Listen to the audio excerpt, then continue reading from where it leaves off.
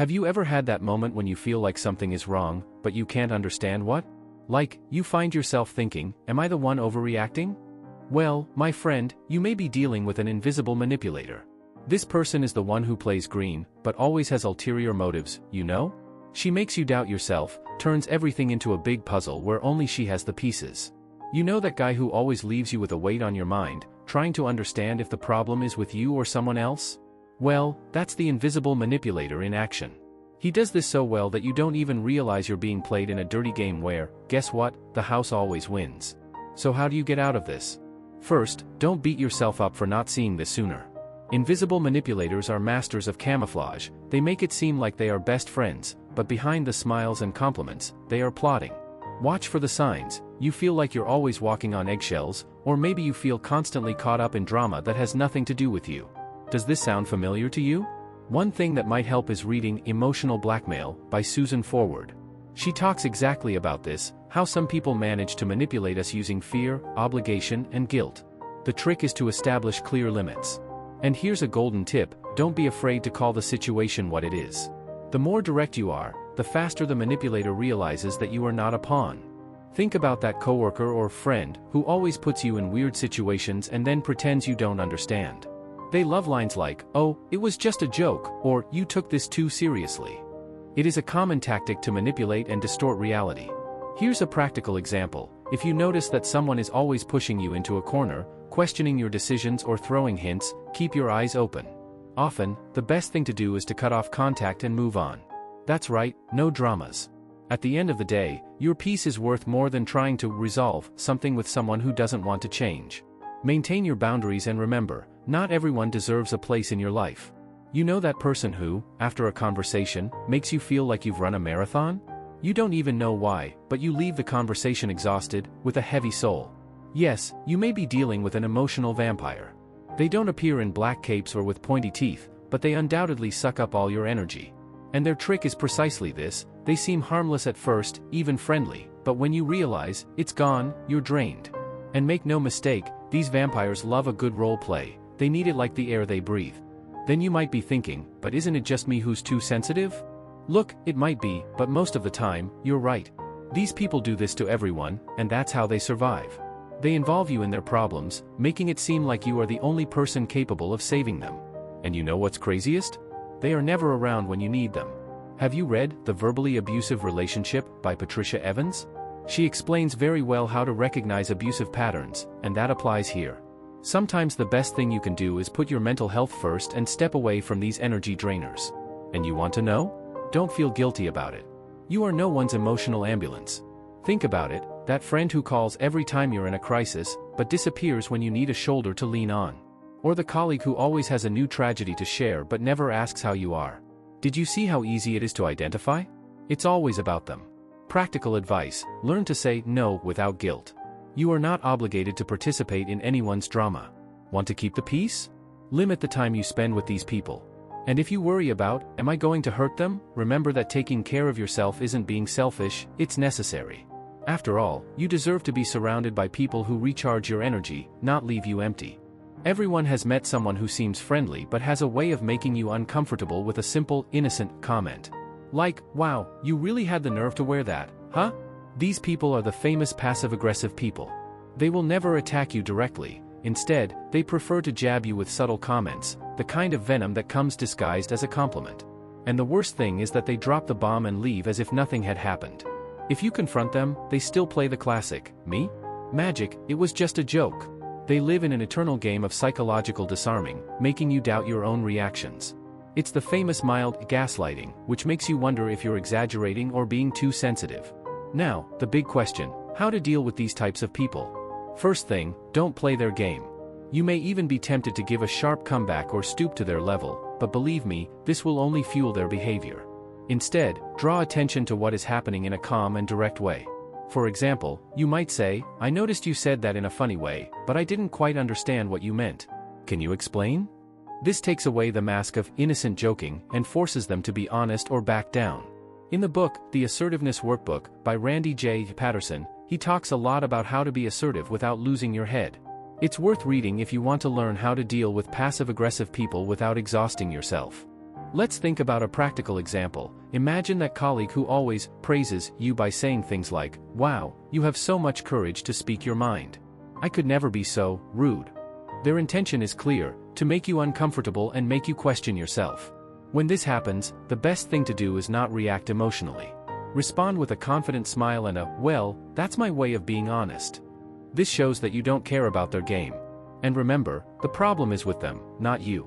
Sometimes the best solution is to simply walk away. At the end of the day, you don't need people like that in your circle. Your peace is worth much more than swallowing a frog. Have you ever met someone who, regardless of the situation, always plays the victim? No matter what happens, the entire world is against them. These people are experts at creating endless drama, and whatever you do for them is never enough. You offer help, support, advice, but nothing is ever good enough. It's always someone else's fault. This is the eternal victim, and he will suck the last strand of patience out of you if you let him. The problem with these types of people is that they are so fixated on blaming others that they never look at their own behavior. And then, my friend, you find yourself trying to fix their lives while your own is falling apart. To deal with this situation, you need to be very clear that you are not responsible for anyone's happiness other than yourself. And that may sound harsh, but it's the truth. One point that Harriet B. Breaker's book, The Disease to Please, touches on very well is how much we get carried away by the need to please and fix others. With the eternal victim, it is essential not to fall into this trap. Instead of trying to solve their problems, you can offer empathetic listening, but with clear limits. A magic phrase? "I understand you're going through this, but what do you think you can do about it?" This puts the responsibility back where it belongs, in their hands. Let's bring this to a real example. That friend who is always complaining about work, his boss, his love life, and never does anything to change. You suggest courses, offer help, even recommend therapies, but all you get in return is more whining. They always have an excuse on the tip of their tongue, like, "This doesn't work for me," or "You don't understand my situation." At these times, the best thing to do is limit your interactions. Be honest, "Look, I really want to help you, but I think you need to start taking action too." If the person is not willing to change, it is not your role to carry them on your shoulders. It's better to invest your energy in those who want to grow with you. You know that guy who thinks he's the owner of the truth, the center of the universe, the last cookie in the package? Well, that's the narcissist. They are always right, even when they are clearly wrong. For them, the problem is never theirs, there is always someone to blame. And I'll tell you, living with a narcissist can be a real test of patience. At first, they even envelop you with that charm, they make you think they are incredible. But, over time, the tables turn, you start to feel like a supporting character in their soap opera, and, look, I'm going to tell you, this soap opera only has one protagonist, and it's not you. They are the masters of making you question your own reality, manipulating situations until it seems like it's all your fault. And how do you escape this trap? The golden rule is, don't get carried away. You won't be able to change a narcissist, and trying to do so is like wiping away ice. So, stop wasting your time. The trick is to be strategic. As Wendy T. Behari talks about in Disarming the Narcissist, you need to learn to set limits and, more importantly, not give in to them. Make it clear that you are not there to feed their ego and, if you need to, walk away without fear. Remember, respect is a two-way street, and with narcissists, that hand only goes in their direction. And believe me, when they realize you're not going to dance to their tune, they're going to look for another dance partner, preferably someone who hasn't gotten the hang of it yet. Imagine that typical situation: you give an idea in a work meeting, and the narcissist immediately responds, saying that your idea doesn't make sense. Then, a little while later, he presents exactly the same idea as if it were his own. Have you seen the scene? At those times, you take a deep breath and think, I'm not going to fall for this. The answer? Something like, interesting that you bring that up, I think we're aligned. And move on. The goal is not to fuel their drama. And if you spend time with this type of person constantly, it may be time to rethink your environment. At the end of the day, we only have one life, and it's too short to be around people who just want to be the center of attention. Keep your peace and follow your path. Do you have that person who seems to be a mix of friend and boss, who always has advice, red, order in disguise, about what you should do? Like, they think they're helping, but deep down, they're just trying to control the situation. And look, the classic controller is not always a bad person, it's just that the desire to dictate the rules is so great that they end up suffocating those around them. They always know what's best for you, whether it's your career, your relationship, or even what you should have for dinner. It could be a friend, a relative, or even a coworker. They always have a wise opinion and, of course, they expect you to follow along like a good student. And how do you deal with these people without getting lost along the way? Firstly, understand that the problem is not in you. This obsession with control is theirs. In the book, Boundaries, by Henry Cloud and John Townsend, they emphasize the importance of defining and reinforcing limits. Controllers don't respect borders because, in their minds, the whole world is their territory. So, be clear and assertive. Say something like, I know you're trying to help, but I need to go my own way. And one thing that will happen is that they might not like it at all, and that's okay. Who said you need their approval to live your life? Following your path is an act of courage, and setting limits is a sign of self-love. Let's look at an example that everyone has experienced, that friend who questions you about everything, from your career choices to your love life. Are you really going to quit your secure job to follow a dream? I would never do that. And why would I? Everyone knows about themselves. Here's your chance to be direct without losing touch. I appreciate your concern, but I'm going to do this my way. That's not a lack of respect, it's just you being your own man. And you want to know? If they really respect you, they will understand and move on. If not, maybe it's time to rethink this friendship. You can't live under anyone's control, can you?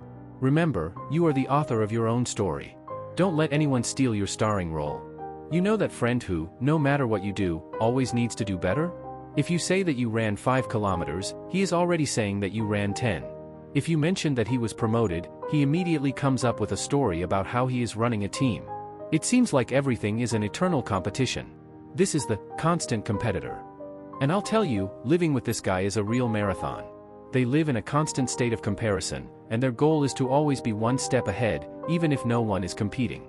This is exhausting because you can never simply share a victory or an achievement without it being immediately diminished or surpassed. How to survive this constant competitive energy? First, understand that this has nothing to do with you and everything to do with their insecurity. Constant competitors need validation and feel threatened by the achievements of others. So, instead of entering the dispute, the best thing is to leave the game. When they start this conversation, you can respond with something like, "Good for you," and move on. This is a subtle way of saying, "I'm not playing." As the book, The 4 Agreements, by Don Miguel Ruiz says, don't take anything personally. Their behavior is a reflection of their internal world, not yours. Keep your confidence and don't let this kind of attitude get you off your path. A typical example? That person who always turns a conversation about their personal goals into a "who's better" session. You say you're learning to cook, and they interrupt you with, "Oh, I already took a French cooking course." At these times, the trick is to smile and wave. There's no need to prove yourself to them. A good response might be something like, "That's cool. I'm enjoying learning at my own pace." This closes the door on competition and keeps the conversation at its own pace. And if this behavior persists, it may be time to rethink how much space this person takes up in your life. After all, we need walking partners, not competitors who just want to leave you behind. We all know someone who, no matter what happens, always sees the bad side of everything. You talk about a new project, and the response is already full of pessimism. "This is going to be difficult, huh?" Or, "Are you sure it will work?" This is the negativist. They have a special talent for sucking the hope and optimism out of any environment. They are always ready to point out problems, difficulties, and possible failures, and the worst thing is that they do it as if they were being realistic or helping. The truth is that living with people like this can become a heavy burden, because they are always pulling you down when you are trying to move up. So, how to deal with the naysayer without letting yourself be contaminated? First, understand that they are projecting their own fears and insecurities. Their pessimism is more about them than it is about you. When they start with that barrage of negativity, try to change your focus. Something like, "I understand this might be difficult, but it could also be a great opportunity to learn." You don't need to convince the naysayer to be more positive, just don't get into their spiral. In John Gordon's book, The Energy Bus, he talks a lot about keeping control of your own energy bus and choosing who you let on board. And look, maybe it's time to leave the naysayers waiting at the point. Think about it, you share your plans to travel to a new country, and the naysayer comes up with, "I heard it's dangerous there. What if you get sick? What if you miss your flight?" In these moments, it's good to remember that what they're really saying is, "I'm afraid and I'm projecting it onto you." A practical answer? Something like, "I appreciate your concern, but I'm excited for this adventure." This makes it clear that you listened, but were unmoved. And if the negativity persists, consider limiting the time you spend with these people. Life has enough challenges without you having to carry the extra weight of other people's negativity. Choose to surround yourself with people who lift you up, not pull you down.